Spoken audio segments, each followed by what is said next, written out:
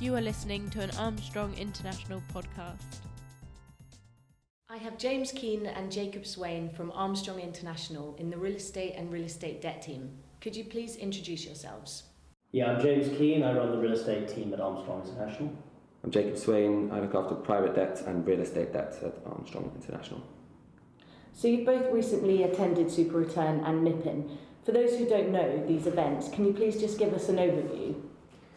Yeah, so SuperReturn is the largest private equity conference in the world, actually. Hundreds of LPs, hundreds of GPs attend, including the biggest investment firms. This year was actually the first time they offered a real estate program, so I think in time it'll get bigger and bigger. But this time we were certainly put in the furthest room from the front, and the joke was that you needed to be in real estate in order to find it.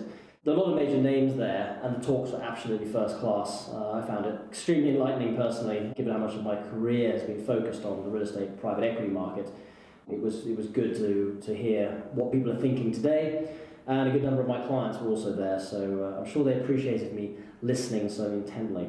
MIPIM, on the other hand, is the annual real estate get-together in the south of France, which they describe as the world's leading property market, which I guess is true in that people are there to do deals or market themselves, their product, their cities, whatever. It's been going for almost 30 years, and I think in recent years the number of participants has ranged between 20 to 30,000, so it's significant. And those people include everyone from investors and bankers and agents to city mayors, local councils, developers, architects, lawyers, and even a few headhunters. And James, as a MIPIM veteran, what value do you feel you get from the event? I think there are a number of reasons for attending MIPIM. Firstly, as a networking event to meet as many prospective new clients as possible, especially those from North America or continental Europe who we haven't yet been able to meet in London, or obviously can't meet because they perhaps don't come through here. Secondly, it's nice actually to catch up with existing clients in a different setting, whether on their boats or for drinks in town. And again, especially those who are based outside the UK. I met the head of real estate for two of my clients, one of whom is based in New York and one of whom is based in Amsterdam. And then, because we do a lot of international work, it's also good to meet candidates who are based outside the UK who we've been talking to. I certainly met and interviewed two people this year that are for current assignments. One's based in Frankfurt, one based in Madrid. And I think finally, probably to just soak up the atmosphere of the real estate market as a whole, which is always interesting to try to judge every year.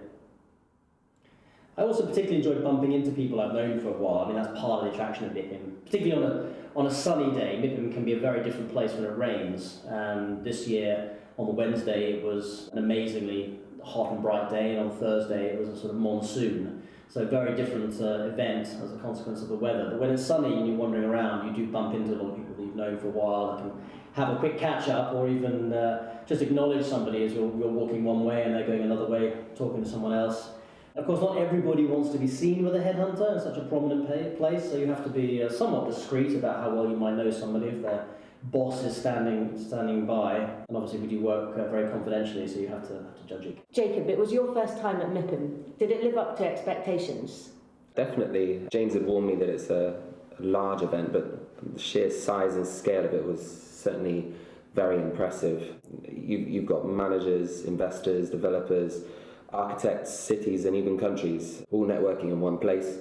So it's an amazing opportunity for us to meet existing and potential clients. And just following on from that, James, what key trends did you see emerging from the discussions taking place out there?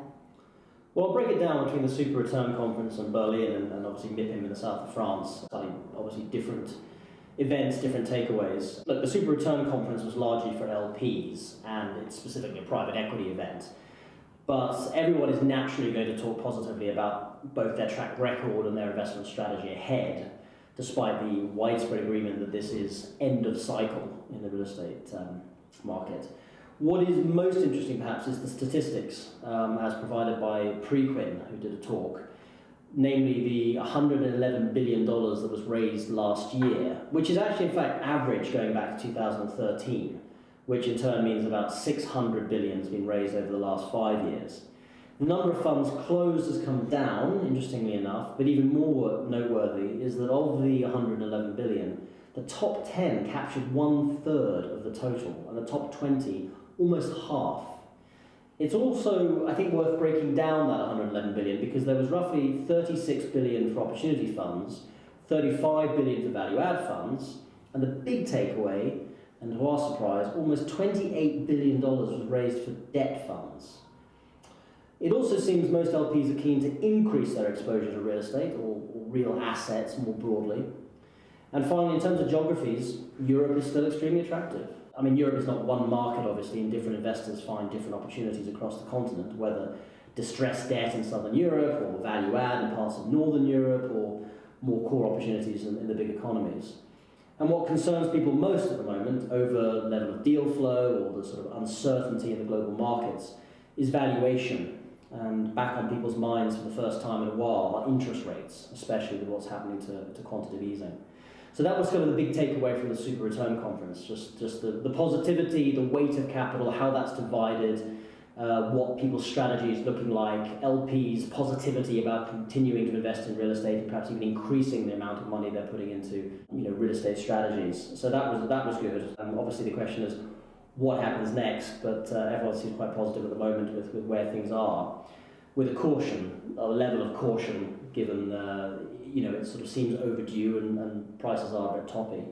With regards to MIPIM, well, there was a lot of optimism, but there always is. I mean, I was there 10 years ago in March 2008, and everyone was still saying how wonderful everything was. We all know what happened in the year that followed. So everyone's sort of sunny disposition is a given. But the difference today is that no one wants to get caught out again, so they are cautious. The problem, though, is that no one knows what the trigger or the catalyst is going to be this time for the downturn. And I think in terms of trends, what we're seeing are people holding on to assets for longer, where they're not forced to sell because of, say, the fund's life cycle and they need to realise returns.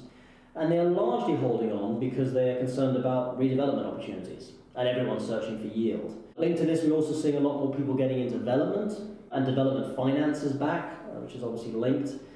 And I would also say that traditional capital sources are competing against the sovereign wealth funds and family offices. And in fact, this is a relatively new trend, I think, well, it's not a new trend, but it's increasing, is the number of LPs who want more direct involvement as being part of a club of investors on a deal-by-deal basis, rather than just investing in a sort of closed-ended discretionary vehicle. The competition is fierce.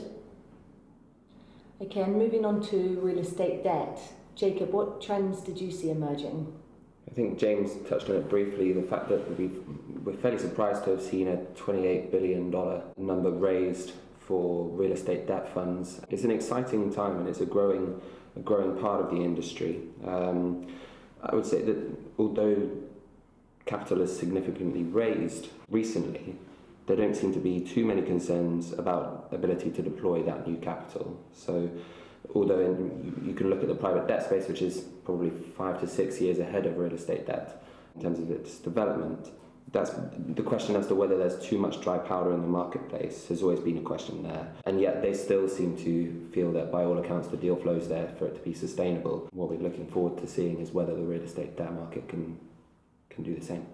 It wouldn't be right to interview you on MIPIM and not mention the male-dominated real estate market. We've seen a lot about it in the press. Did you see any changes in behaviour this year, or was it business as usual? To be honest, I wasn't aware of this controversy until very recently, and of course now everyone is talking about it, and then you hear more stories of past transgressions, etc., but it was not something I was particularly aware of. From what I gather, from what I've heard and what I read, it seems like it was a very, very professional gathering this year with everyone very sensitive to that. And rumour is that there were a lot of journalists lurking around hoping for a scoop, but didn't get one, so maybe that's a sign. The challenge inevitably with the real estate market is at the moment something like 85% of the people in the industry are male, and that's something that is a topic for a separate time. That is obviously linked to the weight of concern about events like this and what might happen. Okay, and just finishing on a high, what would you say is the biggest positive ahead in the world of real estate? The biggest positive is probably the huge amount of capital that's there in terms of both equity to invest and debt to leverage.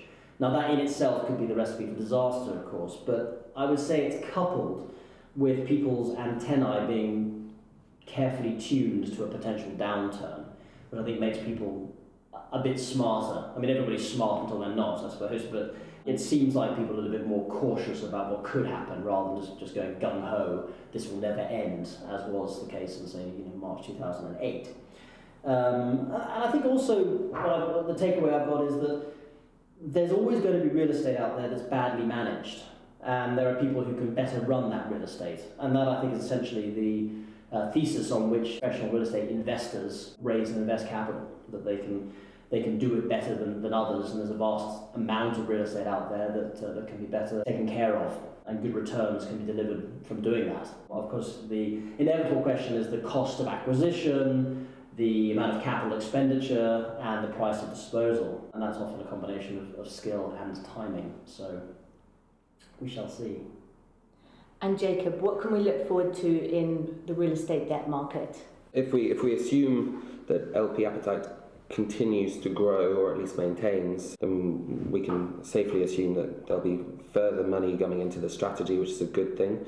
I think clients in private debt houses are increasingly looking towards real estate debt as an alternative source to deploy their capital in. So I'd predict that there will probably be some more build-outs in that space, and a growth in kind of bank reg cap style trades. There have only been 4, maybe 5 so far, so it's still a very immature market, but it's one that's being spoken about a lot and people are excited about.